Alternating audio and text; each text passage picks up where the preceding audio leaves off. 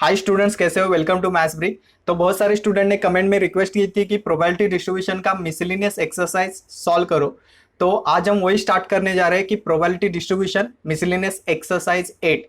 तो ठीक है, स्टार्ट करते हैं। देखो यहाँ पे क्वेश्चन नंबर 1 है, चूज द करेक्ट अल्टरनेटिव।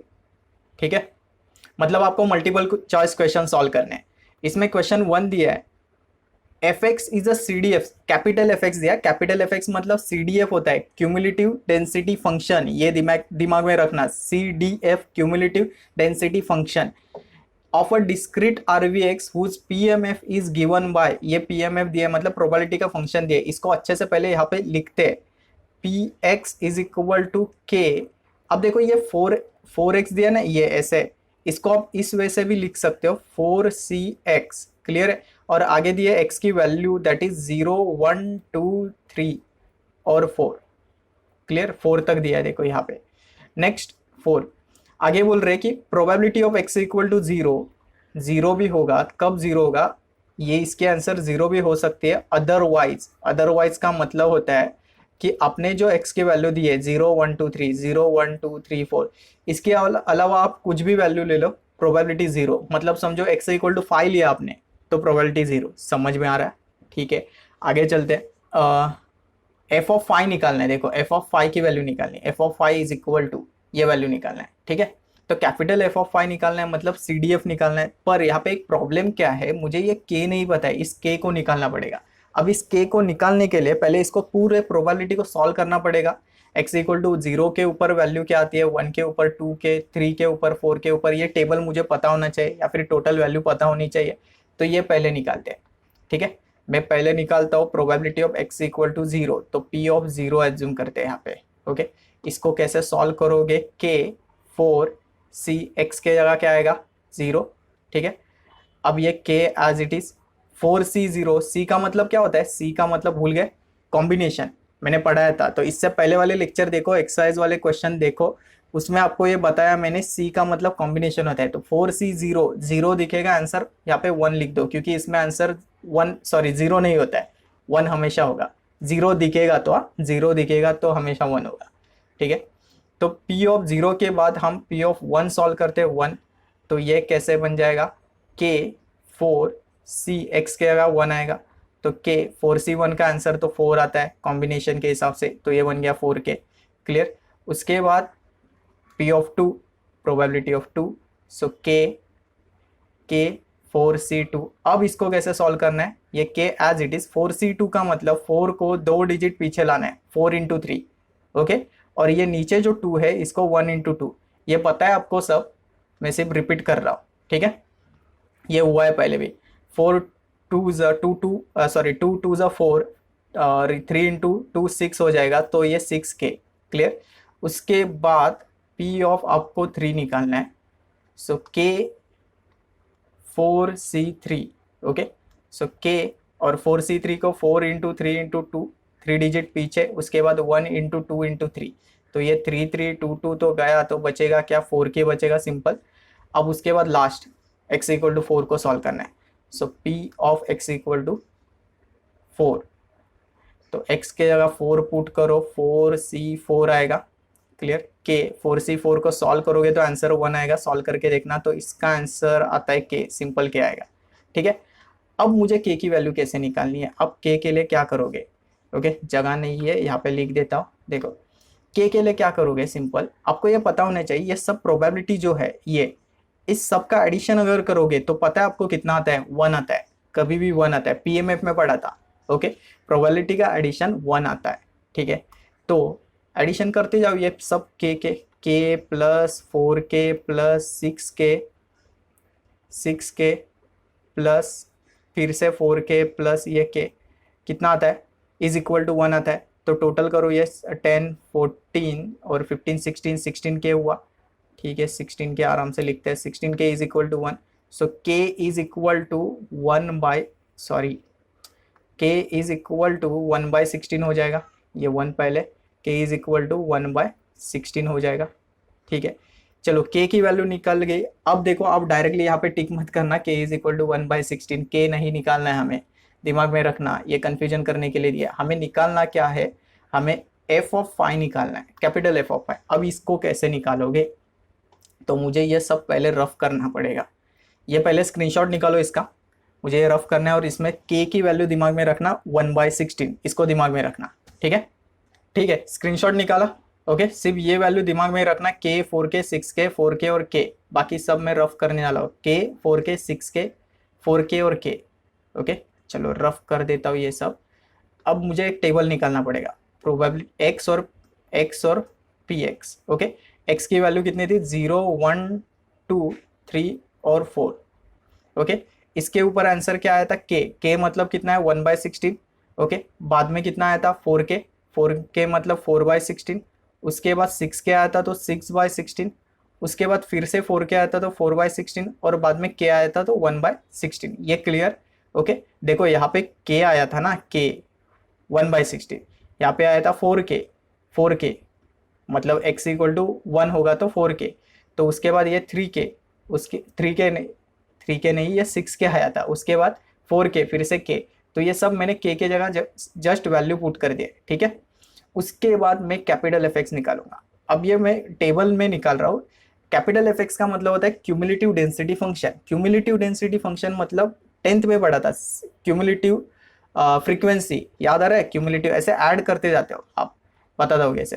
पहले तो 1/16 को कॉपी करोगे, चलो ये 1/16, ये इसमें ऐड हो जाएगा 4/16 में, तो ये बन जाएगा 5/16, ये फिर से इसमें ऐड हो जाएगा तो ये बन जाएगा 11/16, ये इसमें ऐड हुआ तो 15/16, ये इसमें ऐड हो गया तो 16/16। ये क्लियर है, ये बन गया आपका कैपिटल एफ एक्स का टेबल।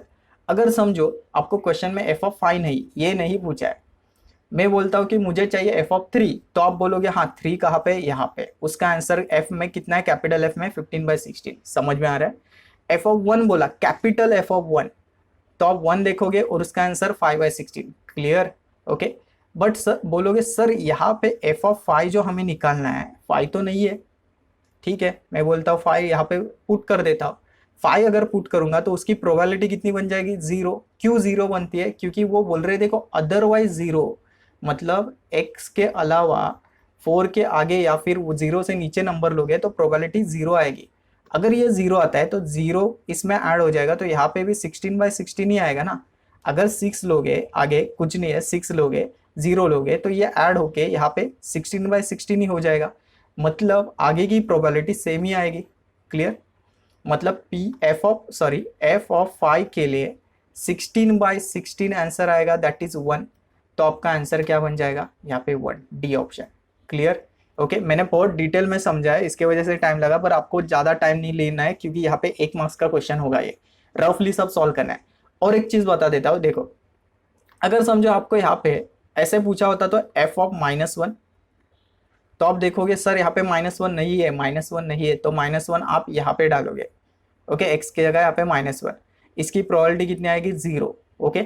और एफ एक्स क्या हो जाएगा, 0। क्यों 0 होगा, क्योंकि आप यहाँ से स्टार्ट करोगे ना, इसको पहले कॉपी करोगे, 0 के साथ 1/16 ऐड कर दिया, ये 1/16, बाद में 1/16 4/16 के ऐड होने के बाद ये 5/16, उसके बाद इसमें ऐड होने के बाद 11/16। ये समझ में आ रहा है। तो मैं इन शॉर्ट आपको एक शॉर्टकट बता देता हूँ, आपको आंसर इतना सॉल्व करने की जरूरत नहीं है। अगर ये उन्होंने जो लिमिट दिए उसके बाहर वाले टर्म उन्होंने पूछे तो आप डायरेक्टली आंसर बता सकते हो, इसको सॉल्व करने की जरूरत नहीं है क्वेश्चन 1 को भी, ठीक है। मैं बताता हूँ कैसे। देखो उनकी रेंज कितनी है, उनकी रेंज कितनी है, 0 से 4 तक, क्लियर, वो दिमाग में रखना। अरे रफ हो जा, हाँ, रेंज है 0 से सिर्फ 4 तक, तो आपको इसके बीच में कोई भी वैल्यू पूछते हैं ना, तो आप सॉल्व करके बताना, ओके।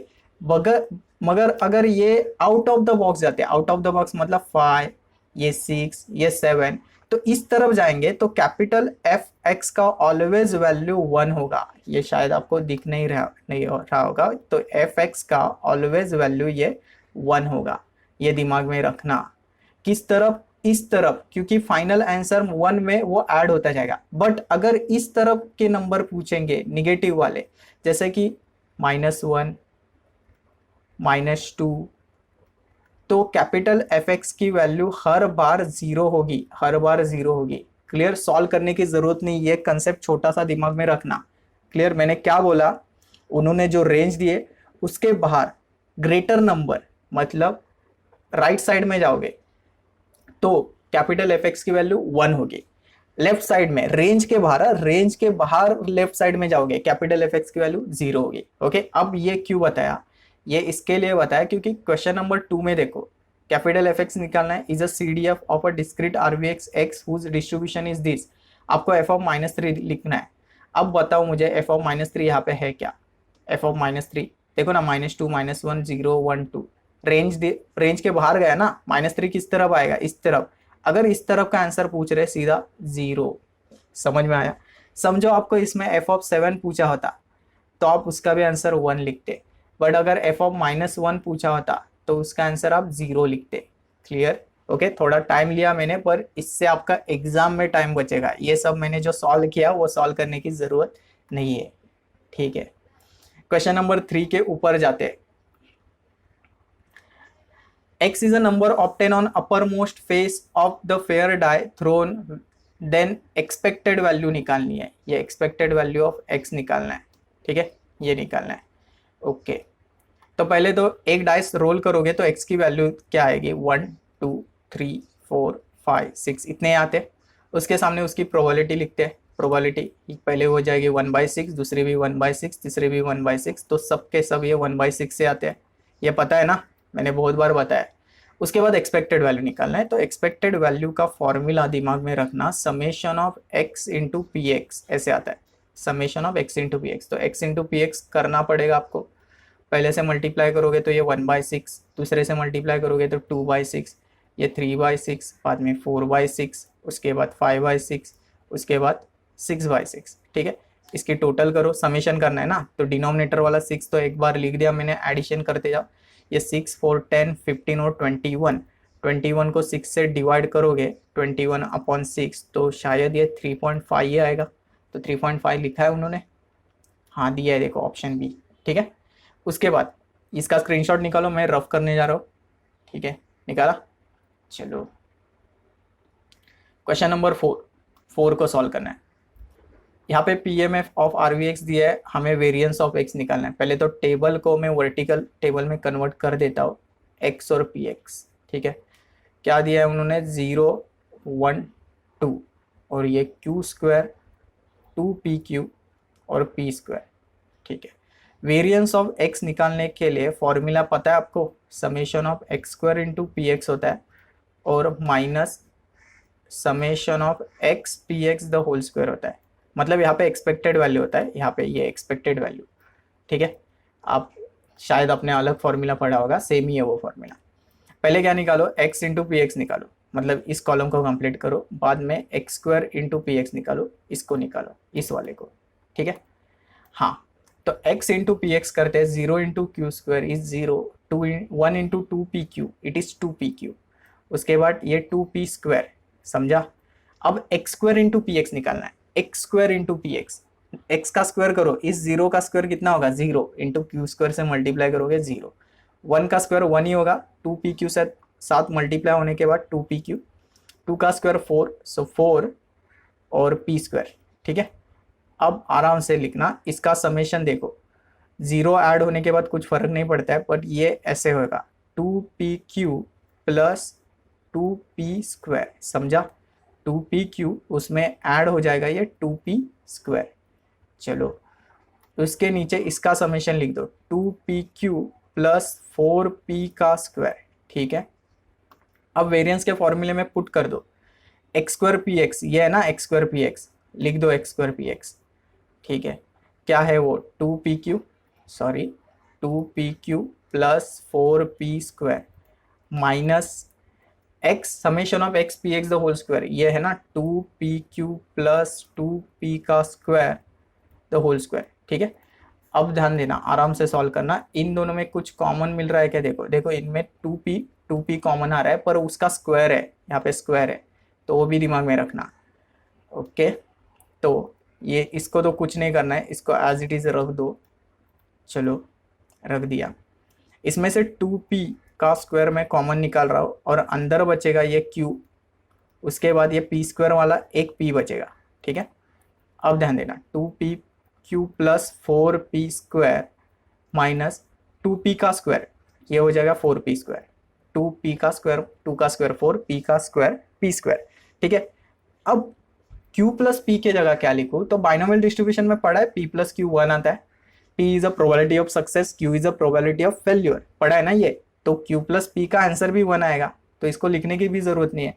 ये होने के बाद क्या इंडिकेट हो रहा है कि ये कैंसिल हो जाएगा और बचेगा क्या, 2pq। तो यहाँ पे 2pq कहाँ पे दिख रहा है, डी ऑप्शन में, समझा। तो चलो स्टूडेंट अभी क्वेश्चन नंबर 5 सॉल्व करते हैं। The expected value of sum of two number obtain when two fair dice are roll, अगर 2 डाइस रोल करोगे तो आपको ये पता है कि सैंपल स्पेस आपका ऐसे बनेगा 1 1 1 2 और कंटिन्यू करके यहाँ तक 6 6 तक जाएगा। ओके, तो उन्हें चाहिए sum of two number, sum of two number, ये 2 नंबर के सम चाहिए। तो आप बताओ कि मिनिमम सम कितना होगा, वो हमारा x है, मिनिमम सम कितना होगा, वो कितना है, 2 आएगा, क्योंकि 1 + 1 2 हो सकता है। उसके बाद क्या आ सकता है, 3, उसके बाद 4, ये 5 6 आएगा, 7 8 9 10 11 और ये 12 तक जाएगा। ठीक है, क्योंकि मैक्सिमम सम तो 12 आएगा 6 6 पे। ठीक है, ये समझा। उसके बाद हमें इसकी प्रोबेबिलिटी निकालनी है, तो 2 सम आने की प्रोबेबिलिटी कितनी है, तो 1 1 एक ही होता है ना, 1 1, और कुछ आ सकता है कि 2 सम आने की चांसेस 1 1 के अलावा कुछ है नहीं है, तो एक ही है। कितने में से, 36 में से, क्योंकि ये टोटल लोग कितने होते हैं, 36। ओके, ये आपको पता है। उसके बाद 3 सम आने की, एक तो 1 2 हो सकता है या फिर 2 1 हो सकता है, तो 2 लोग ऐसे 2/36। उसके बाद ये 3/36 बढ़ता जाएगा, 3/36 के बाद 4/36, 5/36 ये, उसके बाद ये 5 अच्छे से लिख देता हूँ, ये 6/36। हाँ, यहाँ पे रुक जाओ, इसके बाद ये कम होता जाएगा, 5/36, उसके बाद सेम 4/36, ये 3/36, नेक्स्ट आएगा 3/36 के बाद 2/36 और ये 1/36। जगह नहीं है, थोड़ा समझ लेना। हमें क्या चाहिए, एक्सपेक्टेड वैल्यू, एक्सपेक्टेड वैल्यू कितनी होगी, तो एक्सपेक्टेड वैल्यू के लिए x इंटू पी एक्स की जरूरत होती है, क्योंकि एक्सपेक्टेड वैल्यू क्या होता है, actually summation of x into P x ना, तो ये चाहिए मुझे। तो x इंटू पी एक्स यहाँ पे मल्टीप्लाई करोगे तो x into P x 2 into 1/36, सो 2/36। सिमिलरली ये 3 2 6/36, 6/36 के बाद 4 3 12/36, ये 5 4 20/36। ठीक है, ये 5 4 1 ना, 6 5 30/36। ओके, 7 6 42/36, उसके बाद 8 5 40/36 और ये 9 4 36 ना, तो 36/36। इसको कैंसिल मत करना, इसकी ज़रूरत है। 10 3 30/36। ओके, उसके बाद 11 2 22/36, ये समझ लेना ज़रा, 12 इंटू 1 12/36 यहाँ पे लिख देता हूँ। ओके, इसकी टोटल करनी है, तो डिनोमिनेटर में, सबके डिनोमिनेटर में 36 है, लिख दिया, और बाकी ये 2 6 12, इसका एडिशन 252 आता है। ओके, ये डिवाइड करने के बाद आंसर आपका आएगा 7, तो answer is 7। Question number 6, question number 6 में दिया है गिवन पीडीएफ, ये पीडीएफ देखो, इसको देखते ही दिमाग में आना चाहिए क्या, इंटीग्रेशन वाला क्वेश्चन है, मतलब प्रोबेबिलिटी में हमें इंटीग्रेशन यूज करना है। ठीक है, क्या निकालना है हमें, f(1), कैपिटल f(1) मतलब हमें डेंसिटी फंक्शन, वो क्यूमुलेटिव डेंसिटी फंक्शन CDF निकालना है। ओके, पहले तो इसमें क्या प्रॉब्लम है, नहीं प्रॉब्लम है। तो देखो कैपिटल fx जो निकालते हैं पीडीएफ में, वो ऐसे निकालते हैं a2x fx dx। ठीक है, अब ये टर्म समझो, पहले भी बताया मैंने, a is a lower limit और x की जगह x ही रहेगा, a is a lower limit, x की जगह x ही रहेगा। ठीक है, तो इंटीग्रेशन, इसमें लोअर लिमिट क्या हो सकती है, ये अपर लिमिट ये है, लोअर लिमिट कितनी है, -1, तो -1 मैंने लिख दिया, x के जगह x ही रहेगा, fx के जगह क्या है, fx क्या है हमारा, देखो ये fx कितना है, x²/3, सो x²/3 लिख दिया, और ये dx, उसमें से 3 जो कांस्टेंट है बाहर निकाल दो, 1/3। इसमें आपको इंटीग्रेशन आना चाहिए बेसिक, x² dx। ठीक है, उसके बाद मैंने 1/3 एज इट इज लिख दिया। x² का इंटीग्रेशन क्या आता है रे, x⁻n, पता है, कभी पढ़ा है, x⁻n n+1/n+1, तो x² का x n+1 2 + 1 3 बन जाएगा, और नीचे भी 3, लिमिट कहाँ से कहाँ तक, -1 से x तक। ये क्या निकाल रहा हूँ मैं, कैपिटल एफ एक्स। ओके, ये 1/3 एज इट इज।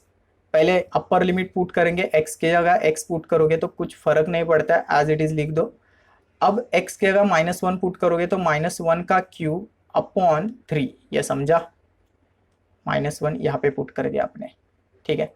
नेक्स्ट, अब ये 1/3 as it is, X cube upon 3, -1 का क्यूब -1 ही आता है ना, तो ये माइनस और ये माइनस करके +1/3 बन जाएगा।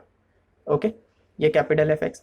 बट मुझे कैपिटल एफ एक्स नहीं चाहिए, मुझे चाहिए f(1), ये चाहिए ना f(1), तो मैं f(1), सॉरी 1, कैपिटल f(1), तो x के जगह 1 पुट करो, यहाँ पे x के जगह 1 पुट करोगे तो 1/3 प्लस ये आगे भी 1/3, डिनोमिनेटर सेम है तो 2/3 बन जाएगा। ये 1/3, ये 2/3, मल्टीप्लाई करोगे 1 इंटू 2 इज 2 और 3 into 3 is 9, so 2/9 is your answer, option is B. समझा। नेक्स्ट चलो question number 7। Okay, question number 7 में फिर से देखो पीडीएफ आया, पीडीएफ, बट इसमें प्रॉब्लम क्या है, यहाँ पे के दिए है, देखो के की वैल्यू नहीं पता है, तो पहला काम है आपको के निकालना है, ठीक है। तो के निकालने के लिए आपको ये पता होना चाहिए कि इस पीडीएफ का इंटीग्रेशन करोगे from lower limit 0 to 4 fx dx, इसका आंसर जो होता है वो 1 होता है। तो इन शॉर्ट क्या है, पीएमए में पढ़ा है ना कि समेशन ऑफ प्रोबेबिलिटी 1 होती है, सेम उसी वजह से कि summation of F x probability कितना होगा, 1 होगा। ओके, इंटीग्रेशन निकालना है मतलब इंटीग्रेट कर रहे हो, समेशन कर रहे हो इन शॉर्ट, ठीक है। तो 0 to 4 एफ एक्स के जगह क्या आएगा, के upon root x is equal to 1। Okay, so इसमें से के मैंने कॉमन निकाला, 0 to 4 1 upon root x is equal to, dx को भूल गए हम, dx इज इक्वल टू 1, ठीक है। के 0 to 4 रूट एक्स का इंटीग्रेशन, 1 अपॉन रूट एक्स का इंटीग्रेशन आता है, मैं डायरेक्टली लिख देता हूँ 2 रूट एक्स। ओके, और ये 0 to 4। अब आप सोचोगे सर ये डायरेक्ट इंटीग्रेशन कैसे किया, तो कोरोलरी एक देखो बताता हूँ, f'(x) और नीचे fx होगा, पर नीचे वाला fx जो होगा फंक्शन होगा वो रूट में होगा, तो इसका आंसर आप ऐसे लिख सकते हो 2 रूट fx प्लस c, ठीक है। देखो यहाँ पे फंक्शन जो होगा उसका डेरिवेटिव ऊपर, देखो ऐसा है क्या, ये जो x है इसका डेरिवेटिव कितना आता है, 1 ऊपर है और नीचे वाला अंडर रूट में, तो इसका answer 2 root fx plus c, 2 root fx plus c नहीं लिखते हम क्योंकि ये डेफिनेट इंटीग्रेशन है, पता है ना आपको, तो ये k मैंने लिख दिया। ओके, 2 पहले 4 पुट करोगे, अंडर रूट ऑफ 4, बाद में 2 under root of 0 is equal to 1। Okay, मैं यहाँ पे लिख देता हूँ k, 2 रूट ऑफ 4 कितना आता है, 2 ही आता है, सो इंटू 2 माइनस ये 0 इज इक्वल टू 1, तो 2 2 इज 4 और ये 4k is equal to 1, so k is equal to 1/4, k की वैल्यू मुझे मिल गई 1/4, ठीक है।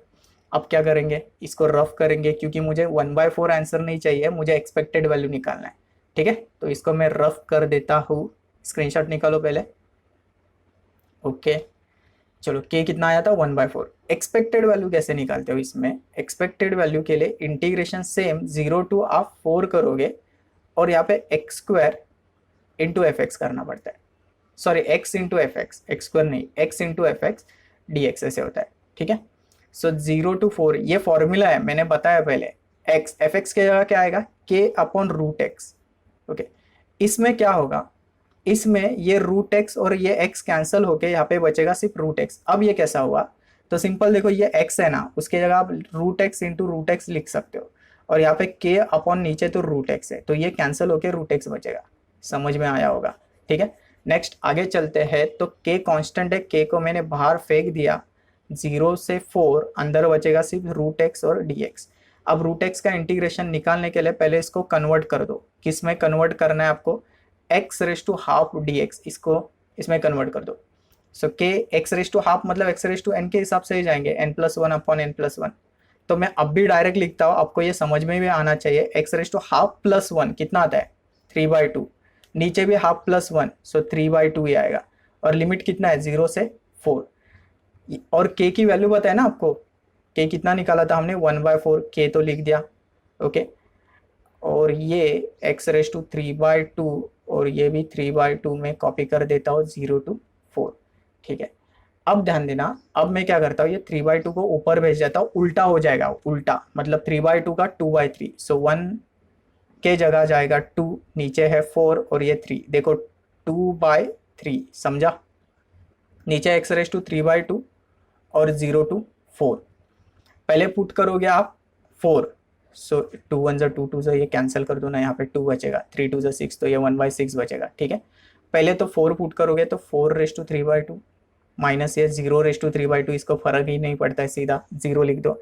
अब 4⁻³ कैसे सॉल्व करोगे, यहाँ पे देखो इस कोने में 4⁻³ को क्या मैं ऐसे लिख सकता हूँ, 4⁻½ और उसका क्यूब, 4⁻½ मतलब 4 का स्क्वायर रूट कितना आएगा 2, और 2 का क्यूब कितना आएगा 8, तो इन शॉर्ट ये क्या है 8, सो 8 अपॉन ये कितना बन जाएगा 1/6 है तो 6 बन जाएगा, 2 से डिवाइड करोगे 3 और यहाँ पे 4, तो 4/3 इज योर आंसर, ये 4/3 बन गया। ठीक है, समझा होगा ये पूरा, थोड़ा सा फास्ट जा रहा हूँ क्योंकि ये मल्टीपल चॉइस क्वेश्चन है, इसमें ज़्यादा टाइम नहीं वेस्ट करते। नेक्स्ट इसको मैं रफ करने वाला हूँ, स्क्रीनशॉट निकालो। Okay, question number 8, question number 8, इसमें क्या दिया है, इसमें ऐसे देखो x is a binomial distribution, ये दिया है x फॉलोज बाइनोमियल डिस्ट्रीब्यूशन, तो इन शॉर्ट इसको लिखते समय हम ऐसे प्रेजेंट करते हैं, x ये b लिख के यहाँ पे n होता है और यहाँ पे p होता है, तो इससे क्या पता चल रहा है, n आपका कितना है 20 और p कितना है 1/10, चलो ये समझा। हाँ, उसके बाद निकालना है क्या, एक्सपेक्टेड वैल्यू, तो एक्सपेक्टेड वैल्यू का फॉर्मूला आता है इन बाइनोमियल डिस्ट्रीब्यूशन ना, n into P, binomial distribution में n इंटू पी से फॉर्मूला आता है, ये आपको दिमाग में रखना होगा और पहले भी सिखाया है मैंने। n के जगह कितना आएगा, n कितना है देखो, n इज इक्वल टू 20 लिख दिया, p कितना है 1/10 लिख दिया। ठीक है, सॉल्व करके इसका आंसर कितना या 2, तो सीधा डायरेक्ट इसका आंसर 2, समझा, ये बहुत ईजी था। ये क्वेश्चन 9 और 10 भी बहुत ईजी है। हाँ, इसका स्क्रीनशॉट नहीं निकाला ना, निकालो। ठीक है, अब बचे दो क्वेश्चन, क्वेश्चन 9 और 10 मल्टीपल चॉइस में। ओके, यहाँ पे एक्सपेक्टेड वैल्यू m दिया है और वेरिएंस भी आपको m दिया है, तो x फॉलोज, इसमें से कौन सा डिस्ट्रीब्यूशन फॉलो करता है, देखो 3 टाइप के डिस्ट्रीब्यूशन होते हैं, बाइनोमियल, पॉइसन और नॉर्मल, इसमें से आपको 2 ही है, एक तो बाइनोमियल है, पॉइसन है। तो आपने पॉइसन में देखा होगा कि इसमें एक्सपेक्टेड वैल्यू, वेरिएंस, ये दोनों भी सेम होते, m के इक्वल हो गए, और ये मीन होता है एक्चुअली। ठीक है, तो ये कौन सा फॉलो कर रहा है, पॉइसन डिस्ट्रीब्यूशन। ओके, जिस केस में एक्सपेक्टेड वैल्यू और वेरिएंस इक्वल हो गए वो हो जाएगा पॉइसन, ये दिमाग में रखना। जिस केस में वो अनइक्वल होंगे वो हो जाएगा बाइनोमियल डिस्ट्रीब्यूशन। तो क्वेश्चन नंबर 10 सेम ही है ना, expected value is greater than variance, मतलब वो इक्वल नहीं है, ग्रेटर है, ग्रेटर होगा तो बाइनोमियल डिस्ट्रीब्यूशन फॉलो करेगा, इक्वल नहीं है मतलब बाइनोमियल डिस्ट्रीब्यूशन ही फॉलो करेगा। समझ में आ रहा है, क्योंकि आपके पास तो 2 ही डिस्ट्रीब्यूशन है, एक तो पॉइसन, बाइनोमियल, उसमें से पॉइसन में इक्वल होते हैं और बाइनोमियल में इक्वल नहीं होते, ऐसा दिमाग में रख सकते हो। ठीक है, तो इसी तरह ये मल्टीपल चॉइस क्वेश्चन हमने खत्म कर दिए। नेक्स्ट लेक्चर में हम आगे वाले क्वेश्चन करेंगे। तो स्टूडेंट, अगर आपको मेरे लेक्चर अच्छे लग रहे हैं तो इस वीडियो को लाइक जरूर करना और चैनल को सब्सक्राइब जरूर करना। Thank you student.